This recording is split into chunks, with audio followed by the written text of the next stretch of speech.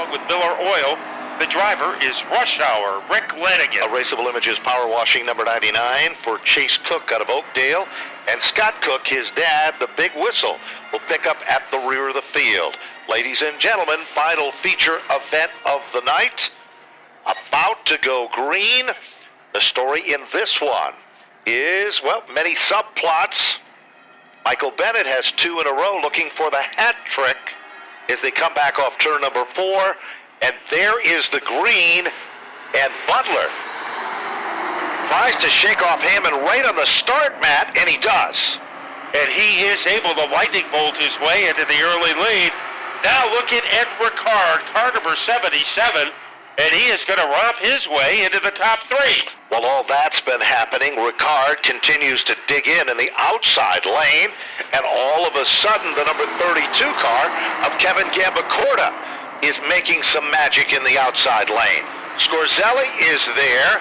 Fern is the first car to go to the outside like a rocket in the Sarrett Ford machine, as Fern has now moved into the top 7.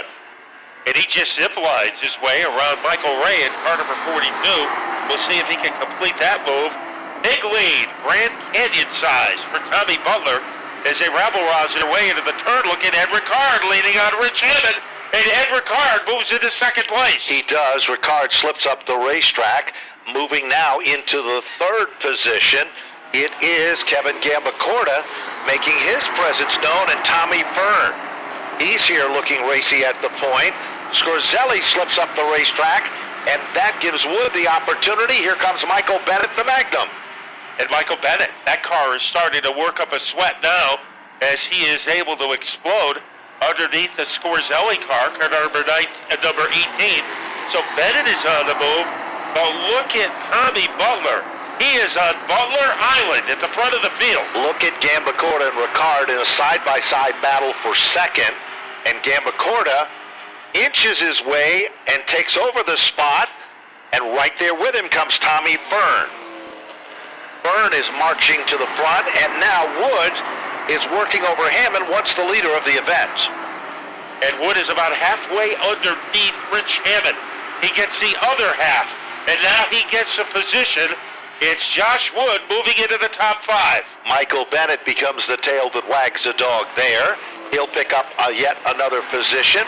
Bennett works his way up towards the front of the field, as it still remains Butler, your leader. Oh, look at Rush Hour making a pretty good move, car number 30. And following him is Mike Scorzelli. And now we see Bennett applying the pressure to the Wood machine. That could be the battle of the 2015 title, as Michael Bennett picks up the spot from Wood, as now he moves into the bottom of the top 5. And Tom Butler is the fastest car so far in this race, but to the naked eye, it looks like Michael Bennett is doing something. Bennett continues to thunder his way to the front of the field, as he currently sets in the 5th position.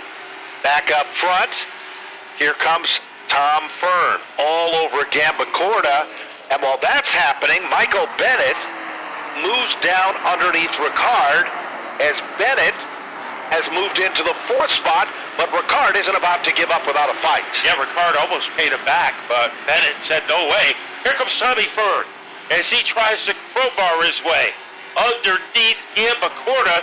That is a fight for the number 2 position, and Tommy Fern, he is tickling the back bumper of the 32 car. He certainly is, and Gambacorta is still holding on to that 2nd spot. No question about it. Bennett is coming and closing up the gap on Fern. But the big story of this one is Tom Butler, who is so far out in front. Not only is it a different zip code, but it's at the whole opposite end of this one. Yeah, you could fit Crystal Lake between Tommy Butler and Kevin Gambacorta. Now Rick Lanigan showing some flashy moves as he is able to scalpel his way underneath Ed Ricard. So Lanigan doing a good job. Tom Fern now gets by Gambacorta, and Tom Fern is on the attack. Tom Fern is up to second. Gambacorta, and now Michael Bennett moves in and reels in on the back bumper of him. The heat is on for second, third, and the fourth position, while Butler is still way out in front, 13 laps. We're not even at the halfway point yet. And now Gambacorta is being pressured heavily by Michael Bennett. Bottom shot move by Bennett. Off turn number 4. They swing and they sway, and Bennett moves to the podium now into the third spot. So he is able to get the upper hand against Gambacorta. Rick Lanigan doing a pretty good job tonight, as Lanigan is in 7th place. And Michael Bennett now approaching that number 92 car, and Tom Fern. So two old rivals, Fern and Bennett, are about to hook up again. Well, it was Bennett that ended the win streak that Fern had, and now Tom Butler is so far out in front. But look at Bennett.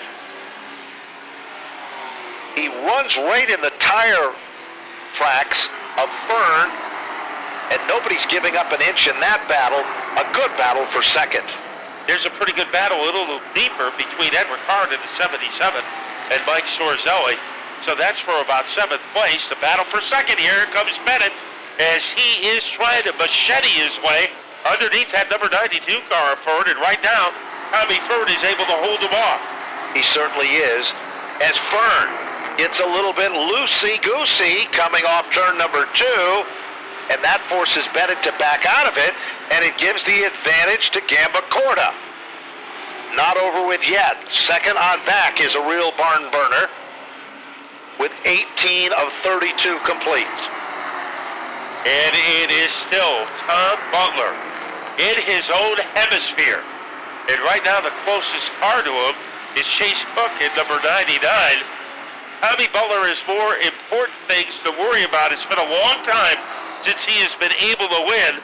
And right now he is ahead by about a football field over Tom Fern.